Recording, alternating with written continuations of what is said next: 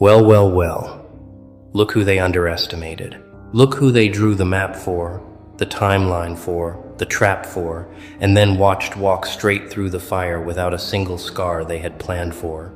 You were supposed to be a footnote, a cautionary tale, a name people whispered as an example of what happens when someone gets too close to things they were never meant to touch. They had blueprints, meeting rooms, quiet conversations in hallways where your name was the subject and their verdict was already written before the trial even began. And yet, here you stand. Not defeated, not diminished, not hollowed out by the years they spent engineering your collapse. Here you stand, whole, dangerous in your stillness, and terrifyingly calm, because you did something they never once planned for. You moved. And that one move, that single, quiet decision, rewrote everything they thought was locked, sealed, and delivered. Before we go further, The Crown of Ash, a dark motivational field manual for the exiled Grimgrit edition. The Quiet Edge Grimgrit Edition 2, links in the description. Read them. They were written for exactly this. They counted on your patterns staying the same. They counted on your instincts remaining polite, your grace remaining available, your trust remaining extended to the people who had already decided how to use it. They counted on you being the version of yourself that they had studied. Calm in the right ways, cautious in the right ways, limited in the ways they needed you to be limited. And they were so confident in that counting that they built an entire future on it. They made promises based on it. They aligned people based on it. They invested time and relational capital and quiet coordination based on their absolute certainty that you were a fixed quantity inside their equation. And then you moved, and the equation collapsed. Not piece by piece, not with warning, all at once, the way a calculation collapses when a single assumed constant turns out to be a variable they never thought to account for. Because here is what they never understood, what they could not have understood, operating as they were from their particular kind of intelligence. The kind that catalogs and predicts and controls, but cannot genuinely know. There was something in you that preceded their study of you, something that existed before any of them arrived, with their assessments and their blueprints and their quiet campaigns. Something so rooted and so real that no amount of external pressure could dislodge it, though they spent considerable time and considerable effort pressing against it from every direction they could access. They pressed, and what they produced was not the collapse they scheduled. What they produced was compression, and compressed things do not dissolve. They clarify, they sharpen. They wait for the moment when the pressure lifts, and then they move with an accuracy that no blueprint could have anticipated. You are the result of everything they tried to prevent. Let that land. Every year they spent monitoring your patterns, they were also giving you time to develop depths they were not aware of. Every environment they engineered to limit your growth, you were quietly cultivating something underneath their architecture that they had no instruments to measure. Every seed of doubt they planted in you, in the soil around you, in the minds of the people they thought they could use to shape your world. They were also, without knowing it, teaching you a curriculum about how this works, about how people who fear what they cannot control behave when they encounter the thing they fear. And now you hold that curriculum, and now you are outside their reach. And the history they wrote for you is not the history being lived. Your move changed everything, and we are only beginning. They started planning long before you knew there was a plan. That is the thing about people who operate in shadows. They do not announce the war. They simply begin it, quietly, systematically, with the patience of people who have already decided the outcome before the opening move is placed. They studied your patterns across time, across different environments, across the range of conditions you moved through, without knowing you were being observed as a subject, rather than encountered as a person. They cataloged your loyalties, noted who made you lower your guard, identified who you trusted with the soft parts of yourself that you never showed in public spaces. They took inventory of your vulnerabilities the way a general maps terrain before an invasion. Not out of curiosity, not out of admiration, out of cold and calculated intent to use every soft spot as a pressure point when the moment arrived. They had timelines. They had conversations with people you called allies, in rooms you were not invited into, building a shared language about you that was designed to shape the way those people saw you before they even saw you. They constructed an architecture around your life that was engineered to look like coincidence and feel like fate, a strategic arrangement of circumstances designed to steer you toward a specific outcome they had chosen on your behalf. They moved pieces into position around you the way someone moves pieces on a board, and you were the only player at the table who did not know a game was being played. That was not an accident. The concealment of the game was the game. The gap between what they were doing and what you were able to see was the precise distance they needed to operate freely. You did not know any of this. That is the cruelest part of what they built. They counted on your trust. They counted on the fact that you are the kind of person who does not assume the worst, who extends grace before suspicion, who believes that the people in proximity to you are operating from something at least adjacent to decency. They weaponized your goodness. They used your integrity as the blind spot through which they moved. Every conversation that landed slightly wrong, every moment where something deep in your instincts said wait, but your reasoning overruled it because you did not yet have the full picture. Those were not coincidences. Those were their fingerprints, right there in plain sight the whole time. You could not see them because you were being real in a room full of people performing a concern they did not feel. They assigned roles. Someone to get close, someone to report back, someone to plant the doubt in your mind that maybe you were the problem. Maybe the discomfort you felt was your own instability and not the smell of something rotting beneath the floor. They rehearsed narratives about you in advance of any evidence, so that if you stayed calm, it proved their suspicion, and if you broke, it proved their narrative, and if you questioned, it proved your instability. There was no version of you they had not already written a verdict for. Every door available to you inside their design led to the same room, a room with no windows. A room they built with your name on it before you ever took a single step in their direction. But they built it without factoring in the one thing no blueprint can contain, the real you. There is a kind of move that cannot be prepared for, not because it is dramatic or loud or announced with the sound of someone who knows they are winning, but because it is quiet. Because it comes from a place so deep inside a person that it registers not as strategy but as nature. You made that move.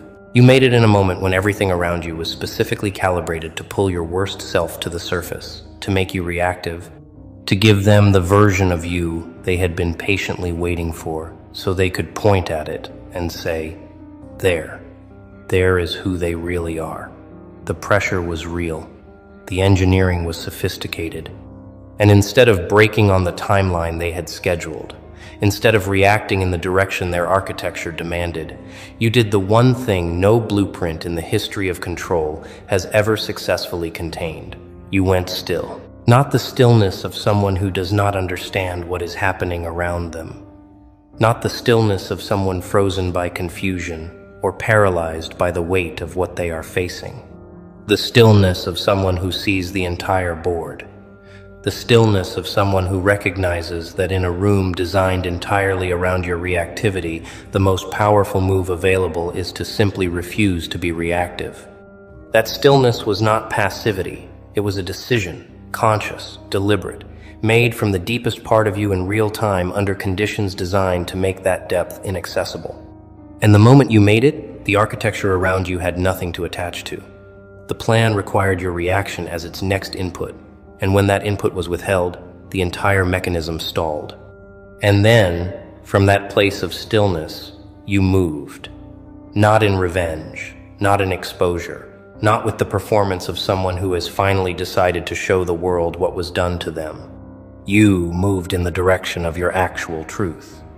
You made a decision rooted in principle rather than pain, chose a direction that aligned with something real inside you, rather than one designed to damage them or elevate you in the eyes of anyone watching.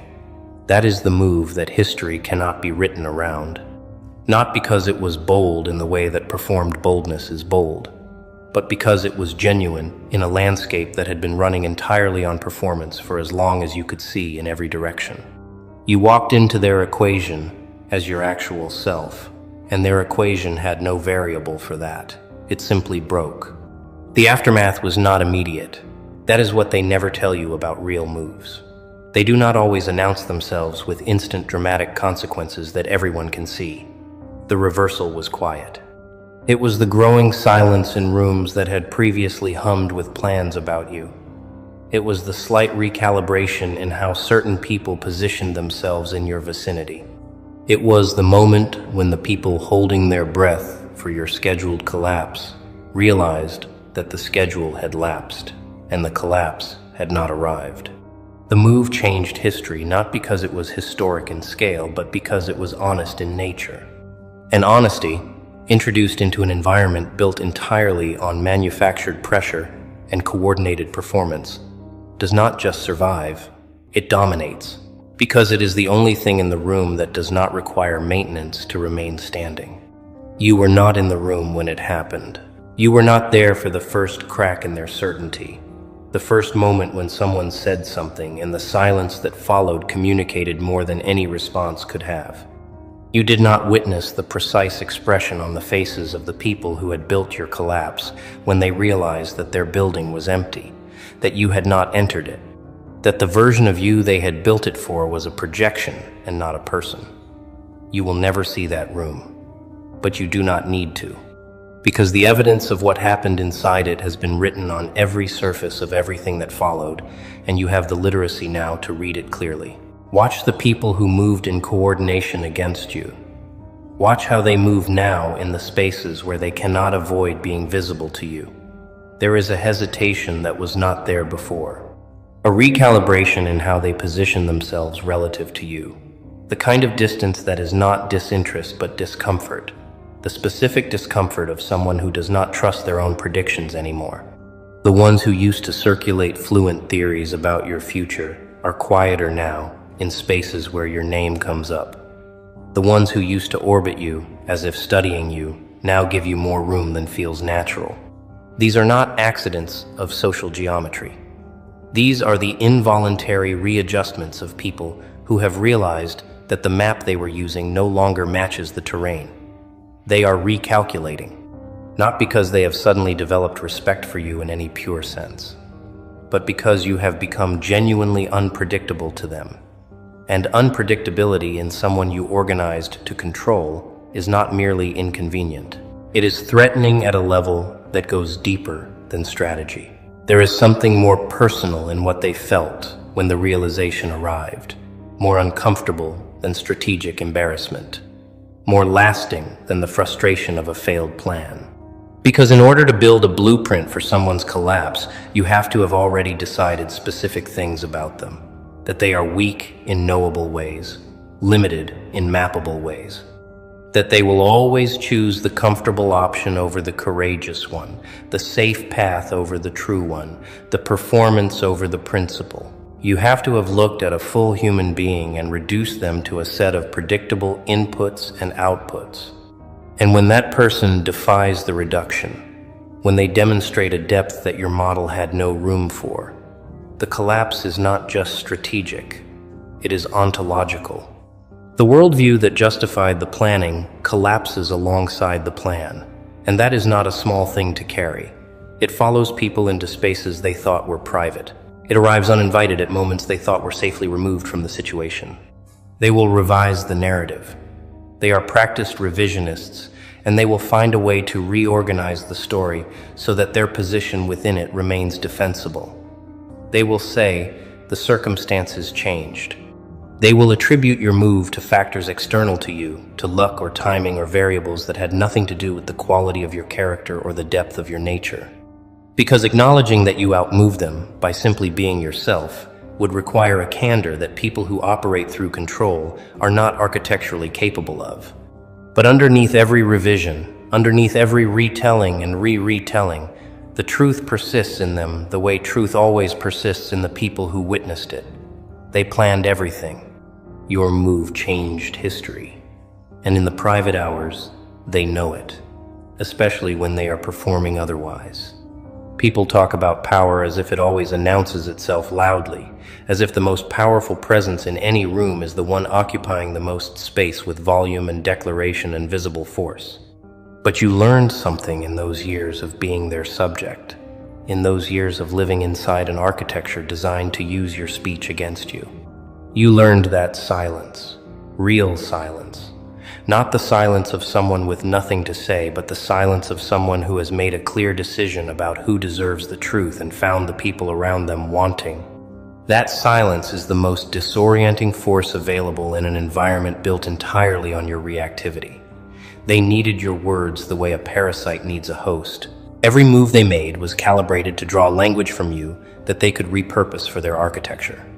Every orchestrated misunderstanding was a request for your explanation. Every planted doubt was an invitation to defend yourself. Every strategic piece of social pressure was designed to make you open your mouth and provide the raw material they needed for the case they had already decided to build. And the more clearly you began to see this design, the more your silence transformed from something involuntary, the silence of someone hurt and unsure of what to say, into something deliberate, a refusal, active and principled, and rooted in a clear-eyed assessment that you were not going to provide testimony in a proceeding you had never agreed to participate in. You stopped performing for an audience that had already written your review before the curtain went up. Something extraordinary happened when you stopped. The absence of your explanation created a space that they were compelled to fill. Because people who are trying to build a case against someone they are studying cannot function in the absence of material. When you stopped supplying the material, they were forced to project. And projection, when it comes from people operating from guilt and the need to control, tells the truth about the projector and not the projected upon. Every narrative they invented to fill the silence you created was a confession about themselves. Every assumption they broadcast as fact about your inner life was a description of their own interior. Your silence became a mirror, and what it reflected back at them was not what they expected to see. It was not you, it was themselves. And that reflection, arriving in the space where your explanation used to live, unsettled them in ways they are still managing. This is the architecture of the silence that no blueprint accounted for. They planned for a loud version of you, a version that fought in the open, that gave them clean targets, that participated in their frame. They had nothing prepared for someone who withdrew from the entire economy of their attention and built something different in a space they could not access. Your silence was not absence, it was construction.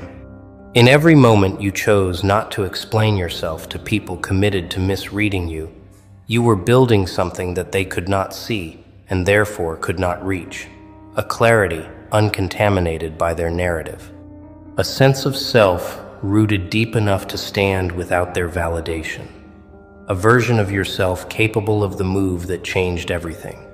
And they handed you every single resource you needed to build it, every time they tried to crack you open and found only stillness where they had scheduled noise. There is a specific and particular cruelty in what they planted, not the cruelty of open hostility, which at least has the honesty of declaring itself, the cruelty of seeds, doubt, introduced early, when you were still soft enough to receive it without immediately recognizing it for what it was, dressed in the language of concern, delivered in the register of people who want the best for you, embedded in moments of apparent vulnerability and care. You might want to be careful about how you come across. People have been saying things. I'm only telling you because I want you to succeed. Seeds. Designed not to cause immediate visible damage, but to grow slowly, over time, to become indistinguishable from your own internal voice, to make you doubt yourself from the inside, so they never had to break you from the outside. That is the most sophisticated version of what they do. And it worked, for a time, in the ways it was designed to work. You carried those seeds longer than you will ever be fully comfortable acknowledging. You carried them in the way you second-guessed your instincts at critical moments when your instincts were right.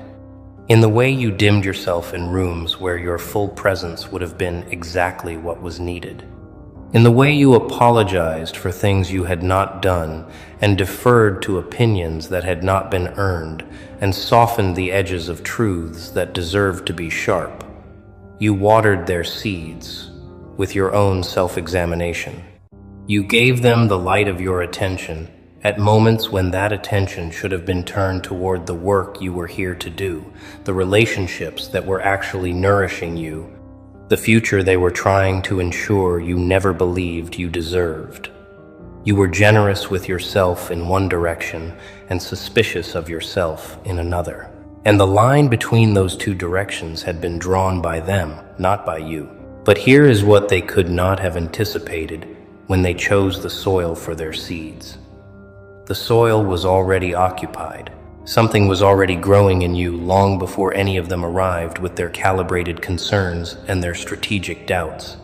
Something that preceded every relationship they later poisoned, every environment they subsequently salted, every version of yourself they spent time trying to make you abandon, not a philosophy, not a belief system they could deconstruct with argument. A knowing, quiet, persistent, not always accessible in the loudest moments, but never absent. The kind of knowing that exists underneath every layer of manufactured doubt like bedrock underneath topsoil. Unmovable, patient in the way that only the genuinely real are patient. The kind of knowing that does not announce itself. It simply waits. When the move happened, when the moment arrived that required something deeper than strategy, that knowing was there. Exactly where it had always been, under every seed they planted, under every layer of doubt they cultivated, under every version of yourself they had encouraged you to doubt, fully intact, fully available, fully yours.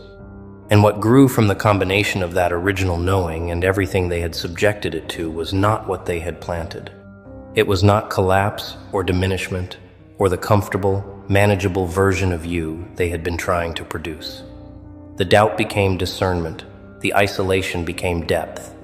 The pressure that was applied to break you open became the force that compressed you into something more concentrated, more precise, more fundamentally yourself than you would have been without it.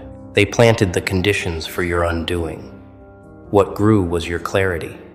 And there is not a version of their strategy that could have predicted that outcome, because it emerged from something in you they never had access to.